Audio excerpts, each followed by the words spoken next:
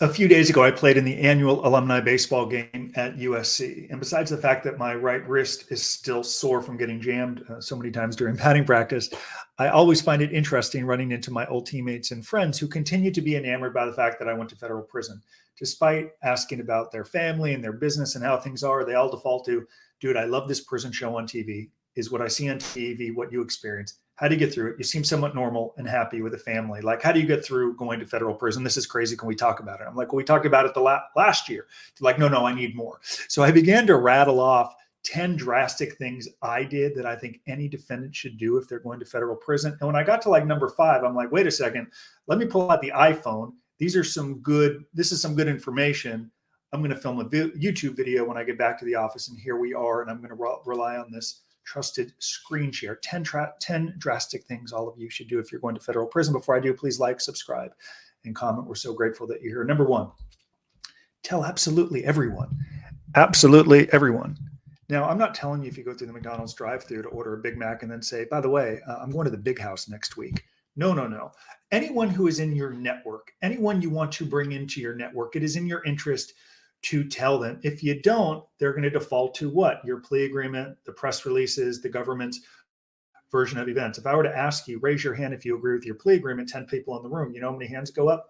The big 0. Nobody really agrees with it. So if you want to change the narrative and grow your network, tell absolutely everyone, presuming it's the right message. Number 2, there ain't no shortcuts. When I was a defendant, I was lazy. I like to outsource. I like to pay. It's okay to pay if you collaborate and you're willing to do the work. And as I wrote here, I had this thirst for magical shortcuts and easy to follow formulas. There are formulas to follow. The problem is it ain't easy. You've got to invest the time over a sustained period of time. So get drastic and wake at 2 a.m., 3 a.m., 4 a.m., and 5 a.m. Do more, work harder than you've ever worked before, because the statistics are troubling with people who go to prison, whether you're successful or not, you've made money or not, you've built businesses or not.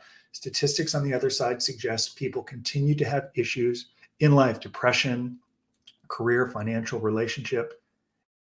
That's only going to change if you embrace the idea there are no shortcuts. Number 3, very little value from our past, but to learn from it. But that's about it. It's great to introspect and learn from your past to ensure that it doesn't happen. Yet so many people in federal prison, and I recall seeing this, they spend their days lamenting over the life they once had.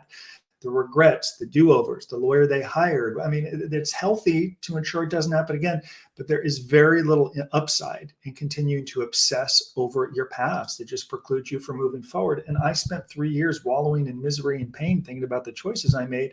And it wasn't until I went to prison before I began to look forward and really take appropriate action. Number 4. This is something that really resonated with some of my friends at USC, many of whom who are now coaches. They went from playing in the major leagues to now coaching. The idea of embracing your tendencies. What are they? My tendency as a defendant was to shy away from confrontation. I was afraid to hold people I hired accountable. I was a bit of a pleaser, so I would acquiesce. I would go with the flow rather than standing out for fear of how people would perceive me. And a huge, great benefit, frankly, of going to federal prison when you've lost just about everything is, it's like, hey, I'm in jail. Where do those tendencies and behavior get me? In prison might be a time to reassess and go down a different path and a different road. But it really starts with examining your own behaviors that led you into this predicament. Whether you had bad intentions or not, you're here. Whether you went into business to defraud or not, you are here. So whether you're a pleaser, you're dogmatic, you're arrogant, you don't like criticism, you can't take criticism, you are unable to accept responsibility or look inward, whatever those tendencies are, I encourage you to get drastic, to own them, to look inward and self-examine. Number 5, got to get in front of people, man. This kind of comes back to number 1, telling everyone. You got to get in front of people. People always respond differently to you when they see you.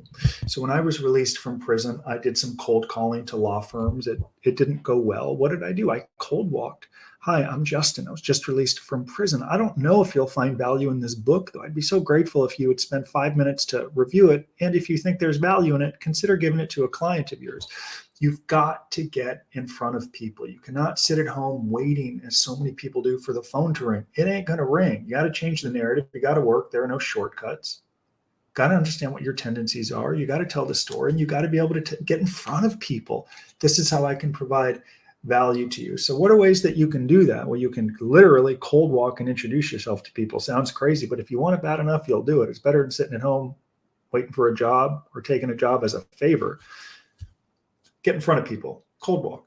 Go to Chamber of Commerce's and Rotary groups and speak. If I can do it, why can't you? Literally, I got home from prison. These places are looking for speakers. That much I can tell you. Hi, Joe. Love the Rotary. I'd love to come and share the story of how bad choices could lead to prison. Is that okay? Sure, Justin. We have a 15-minute spot at 7 a.m. on Tuesday the 5th. I'm there. Is there anything we need to know? No, Joe. I'm just going to come and talk for 15 minutes, and I hope your Rotary members find value in the message. From that, I develop contacts, relationships, people with whom I still communicate till this day. Get in front of people. They will always respond differently to you if you get in front of them and they see you. Number 6, reverse engineer. Look 10 years out.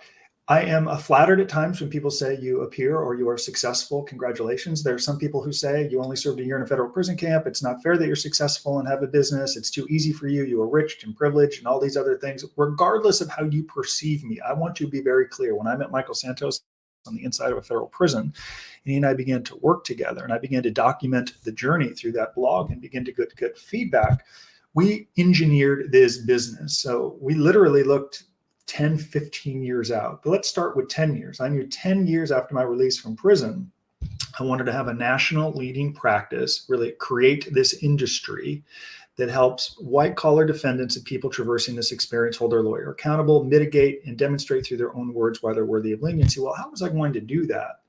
It was going to come through documentation, studying policy, creating a record, getting people vested in my success. So I reversed engineered it, and I worked our way back, where now 14 years later, things are running smoothly, working alongside Michael and our team. I want all of you to do the same thing. It's easy to fixate on where you are right now because you're looking in the past about the money you made, the deals you did, and what you want.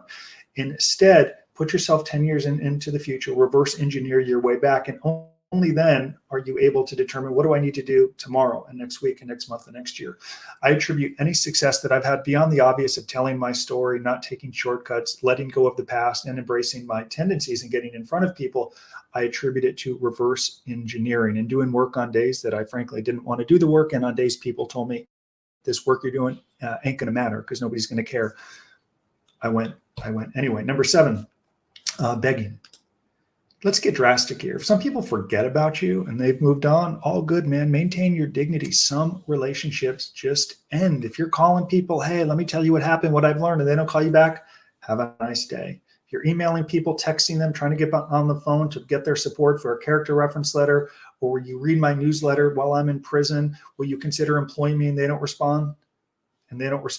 Have a nice day. Get drastic, cultivate new relationships. Some relationships just end. Number 8, welcome the ridicule, the embarrassment. So yesterday, LeBron James overtook Kareem Abdul-Jabbar for the most points of all time. And I learned a great deal from Kareem Abdul-Jabbar. He was a mentor to me when I came home from prison. He's been a longtime family friend. He went to my wedding and we speak. He endorsed Lessons from Prison, read the book, called me and said, good book, I'm going to write a foreword or an endorsement for it.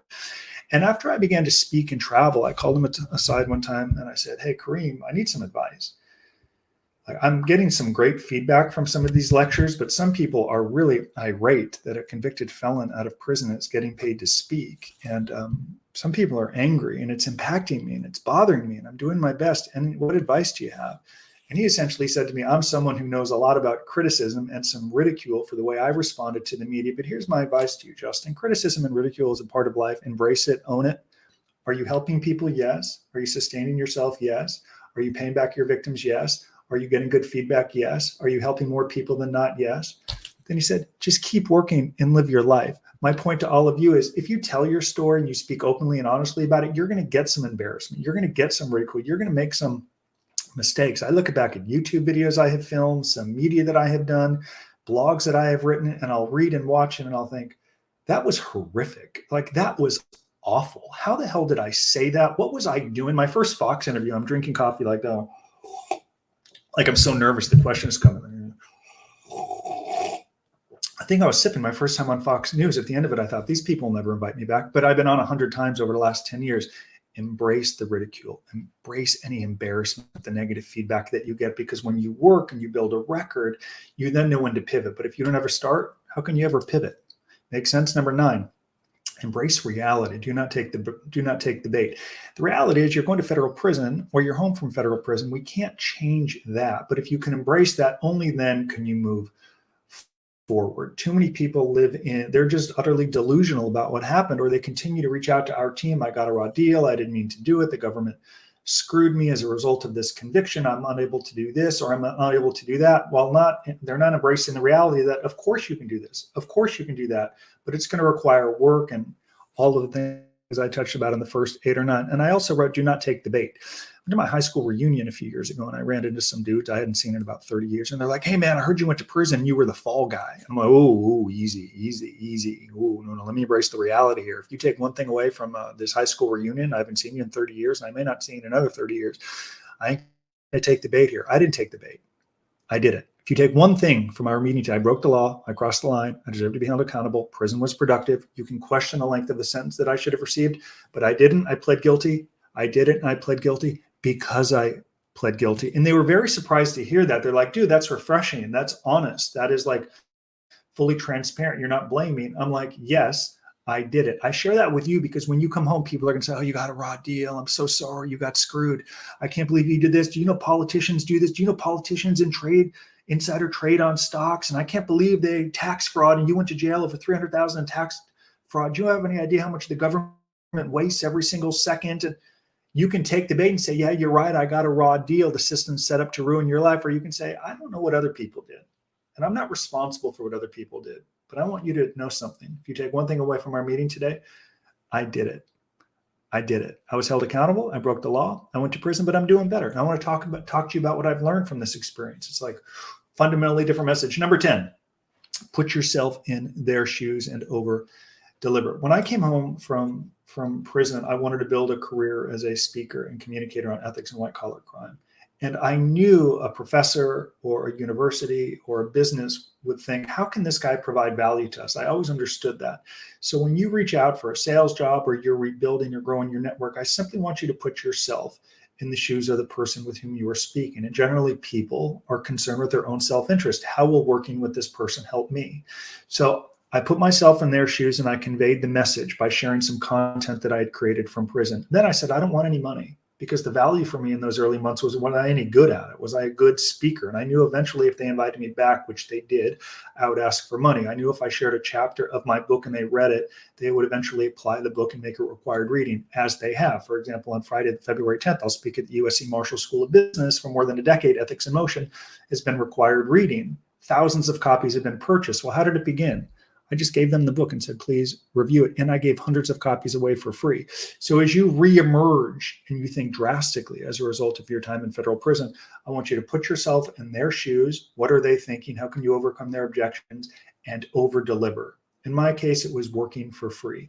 In my case, even when I was in the halfway house for several months finishing my federal prison sentence and people began to reach out to me because they were reading my blog, they said, how do I pay you? I said, I'm still confined, can't take any money, don't want any money. Let me see if I'm any good at this. Let me provide you some consulting at no cost for the next 3 months. And then the payment for me, offer feedback on what I could do better, how I can improve. Put yourself in their shoes and over deliver. There it is. 10 drastic things all of you should do if you're going to federal prison. So grateful that you're here. And I hope you found value in this video. Bye-bye.